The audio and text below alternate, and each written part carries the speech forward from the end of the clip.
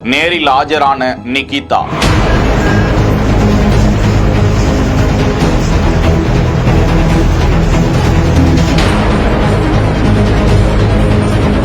நான் முழுக்க சட்டத்தை நம்பி நான் இங்க வந்திருக்கேன். ஏன்னா சட்டங்கிறது தப்பு செஞ்சவங்களை தண்டிக்கிறதுக்கு மட்டும் இல்ல, தப்பே செய்யாதவங்களை காப்பாத்துறதுக்கும் சட்டம் இருக்கு. சோ அதை நம்பிதான் நான் வந்திருக்கேன்.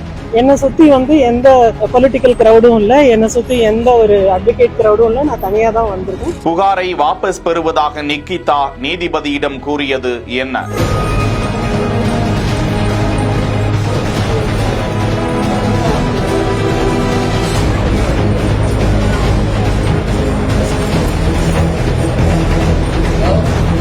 சிவகங்கை மாவட்டம் திருபுவனம் மடபுரம் பத்ரகாளியம்மன் கோவில் காவலாளி இளைஞர் அஜித்குமார் கொலை வழக்கு கடந்த ஆண்டு ஜூன் மாதம் 27ஆம் தேதி தொடங்கி தற்போது வரை அதன் பரபரப்பு ஓயவில்லை. தனிப்படை காவல்துறையினர் அங்கிருக்கக்கூடிய கோவில் கோசாலையில் வைத்து இளைஞரை கடுமையாக தாக்கக்கூடிய காட்சிகள் எல்லாம் பரபரப்பாக பேசப்பட்டன. அவரை கடுமையாக தாக்கி விசாரித்ததாக தனிப்படையை சேர்ந்ததாக கூறப்படும் 6 காவலர்கள் கைது செய்யப்பட்டு மதுரை மத்திய சிறையில் அடைக்கப்பட்டிருக்கிறார்கள். இதனைத் தொடர்ந்து சிபிஐ தரப்பில் தாக்கல் செய்த கூடுதல் மனுவில் மானாமதுரை சரக டிஎஸ்பி சண்முக சுந்தரம், திருபுவனம் காவல் ஆய்வாளர், சார்பு ஆய்வாளர், தலைமை காவலர் உட்பட 4 பேர் மீதும் இது தொடர்பான வழக்கு பதிவு செய்யப்பட்டு விசாரணையில் இருக்கிறார்கள். இதனைத் தொடர்ந்து சிபிஐ தரப்பில் மேலும் ஒரு மனுவாக நகை மாயமானதாக புகார் அளித்த நிகிதாவிடம் விசாரிக்க வேண்டும் என மனு அளிக்க அது தொடர்பான வழக்கில் இன்றைய தினம் நிகிதா நேரில் ஆஜராகினார். குற்றவியல் நீதிபதி ஹசன் அகமது நிகிதாவிடம் இந்த வழக்கு குறித்து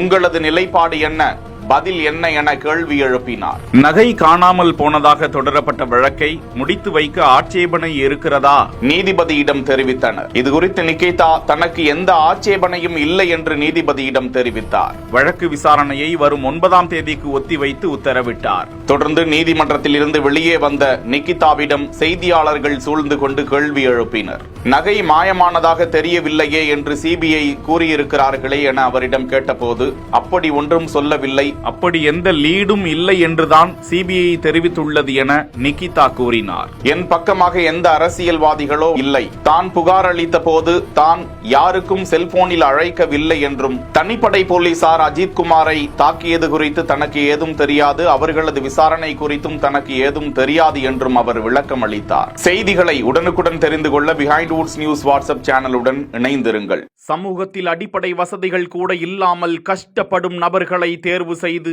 அவர்களது வாழ்க்கையில் மாற்றத்தை உருவாக்க பிஹைண்ட் வுட்ஸின் சமூக நிகழ்ச்சி. உங்கள் பகுதியில் உதவி தேவைப்படும் நபர்களின் விவரங்களை இந்த வாட்ஸ்அப் எண்ணிற்கு அனுப்புமாறு கேட்டுக்கொள்கிறோம். செய்திகளை வழங்கியோர் Manju Group, Sims Pharmacy and Clinics, Grand Royal tour.